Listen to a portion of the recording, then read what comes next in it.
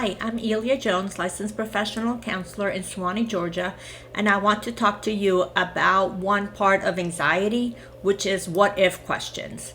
Oftentimes, it's going to be something like, what if this bad thing happens, or what if this horrible event takes place? What if I'm not ready? What if I make a mistake?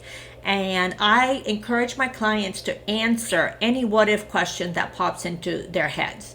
When I think a what if thought, like, what if the ceiling falls on me right now? That question inside my head sounds really scary. But if I answer the question, then a lot of times it doesn't sound that scary. If I answer that question, I think, well, the minute I start hearing the ceiling fall in, I will run out in the hallway or I'll run outside. Super easy. Right off the top of my head, I was able to come up with an answer, which automatically makes the what if question sound a lot less scary.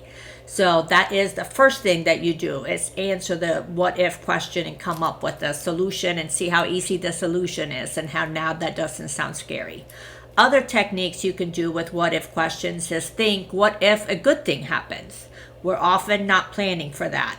And other times it's, what are the chances of that what if situation that could take place? Another thing to ask is, what would be so bad if that did happen?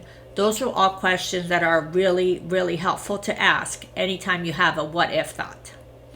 So I hope this helps. Like or subscribe if you want to hear more of my content.